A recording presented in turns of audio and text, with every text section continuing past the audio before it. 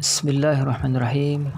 Wahai saudara-saudaraku, sebelum kita mengetengahkan judul demi judul, halaman demi halaman, alangkah baiknya kita saling bahu-membahu, saling tolong-menolong.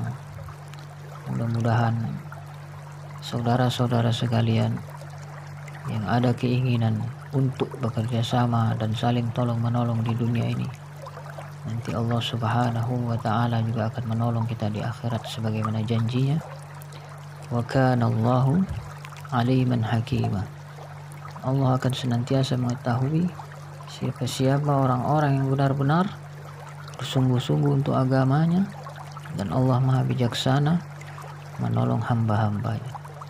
Jadi saudaraku, jangan lupa tekan tombol like, comment, and share, kemudian subscribe, agar supaya rezeki yang Allah limpahkan kepada kita semua berbarokah, dicuci rahmah oleh Allah Subhanahu wa ta'ala.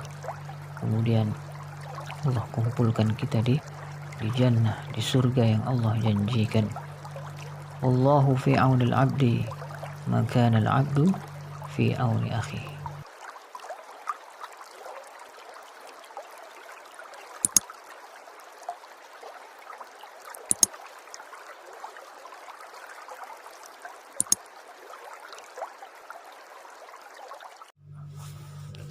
Bismillahirrahmanirrahim. Alhamdulillah rabbil alamin wa bihi nasta'in ala umuri dunya waddin, wassalatu wassalamu ala asyrafil anbiya'i wal mursalin wa ala alihi wa ashabihi dzurriyyatihi wa man tabi'ahum bi ihsan ila yaumiddin. Kembali kita mencoba menelusuri jejak-jejak orang-orang yang mulia, jejak-jejak para kekasih Allah ini dalam kitab Sirah Nurul Yakin, Sirah Sayyidil Mursalin, min Khulasatu Nurul Yakin. Kali ini ada sebuah tema, sebuah judul yang akan diketengahkan oleh sang penulis. Apa judulnya? Halatul Arab Qabla Islam. Kondisi bangsa Arab sebelum masuk ke dalam agama Islam. Kana al-Arabu qabla al-Islam musyrikin. Jadi bangsa Arab tuh kalau kita lihat awal mulanya itu sebelum datang agama Islam musyrikin. Musyrikin ini kalau menurut pakar-pakar arkeologi itu bisa juga disebut dengan dinamisme, paganisme, animisme. Kana al-Arab qabla al-Islam musyrikin. Jadi bangsa Arab itu tuhannya banyak.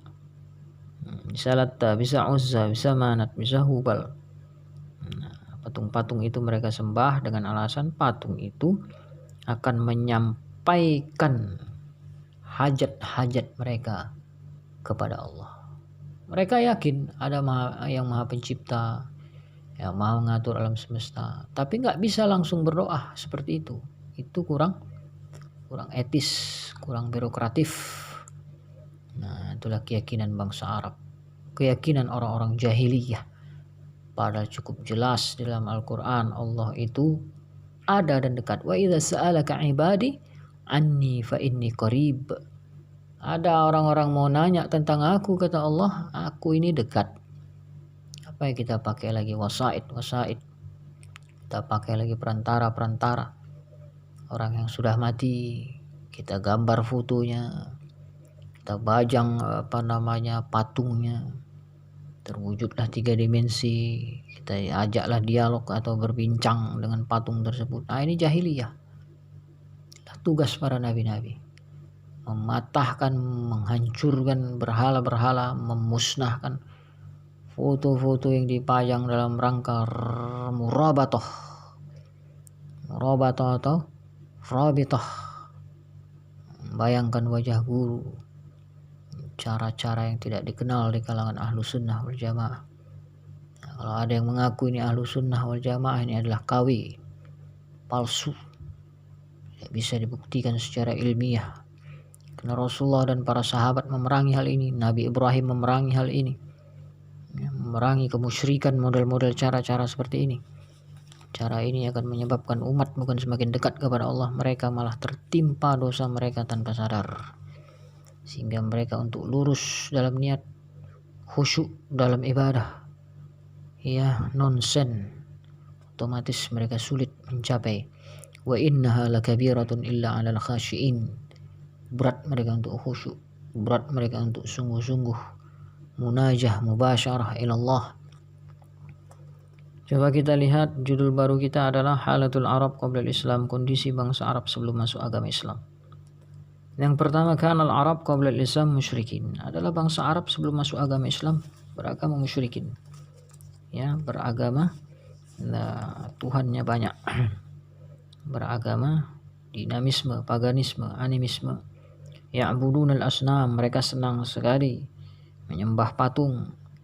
Qaddisunaha, dan mereka menganggap patung-patung itu ada nuansa sakral, ya, nuansa mistik, nuansa efek ke aura yang bisa menyebabkan rezeki mereka lancar, jodoh mereka lebih mudah untuk dijangkau, ya, semi kehidupan mereka lebih tertata dan lebih tertemadunkan atau terkondusifkan, ya, terkondisikan secara lebih layak. Apa yang terjadi? Ternyata semakin mereka menyembah patung, menggunakan jimat-jimat, memakai benda-benda klinik seperti ini, apa yang terjadi? Hidup mereka makin berantakan, hidup mereka semakin kacau balau. Ya'budunal asnam, mereka menyembah berhala dan mensucikannya. Yang kedua, wa kanu yaqtuluna auladahum, dan hobi daripada orang-orang musyrik ini adalah membunuh anak-anak laki mereka. Apa sebab membunuh anak-anak laki-laki mereka atau anak-anak perempuan mereka ini? Khaufan minal ju' wal faqr, mereka tidak yakin Allah yang memberi rezeki anak-anak tersebut, maka mereka khaufan minal ju' wal faqr. Ini merupakan, ya, rasa khawatir yang sangat berlebihan. Tidak pantas untuk ditiru rasa-rasa khawatiran seperti ini, karena rasa lapar dan kefakiran kata mereka, maka mereka membunuh anak-anak kalau lahir. Sampai ada dalam kitab-kitab fikih nikah khulun namanya, ada anak-anak perempuan itu nanti dibunuh karena malu. Kalau dewasa anak itu akan dijadikan gundi-gundi, dijadikan perempuan sundel. Perempuan sundel yang perempuan idola tapi sayang. Nah, idola banyak laki-laki, dan siapa saja laki-laki yang mencicipi itu diizinkan oleh orang tua kandung. Innalillah, inilah zaman jahiliyah, dan ini sudah nampak zaman sekarang, dengan alasan anak angkat, dengan alasan teman baik, dengan alasan murid kesayangan, tapi kenyataannya mereka jadikan ini langkah-langkah menuju mut'ah, laknatullah, la haula wala wal'iyadu billah. Allah mahfadna minal fitani ma dhahara minha wa ma batan. Ya, yang kedua, wa kanu yaqtuluna auladahum, mereka membunuh anak-anak mereka karena rasa takut kelaparan dan rasa fakir, ya, miskin yang terlalu. Wa yadfinuna banatihim, bahkan ada yang mengubur hidup-hidup, ya, anak-anak perempuan mereka berani mereka kubur hidup-hidup. Apa sebab? Khasyatul 'ar wal 'aib, mereka malu, mereka takut dicela, karena anak-anak perempuan ini dijadikan korban asusila, ya, di zaman-zaman dahulu. Ini jangan sampai terjadi di antara kita, ya. Anak perempuan ini kalau kita bina, kita didik bagus-bagus, ya, jadi anak-anak yang salehah, masya Allah, ini orang tuanya akan, ya, dihantarkan ke dalam surga karena berhasil mendidik anak-anak perempuan ini. Wa kanu mutanafirina mutasyajirin, ya, mereka itu kebiasaan orang Arab itu senang kali berperang. Nah, nggak ada sebab-sebab yang begitu penting, perang, ribut, bertengkar, ya, kemudian mengadakan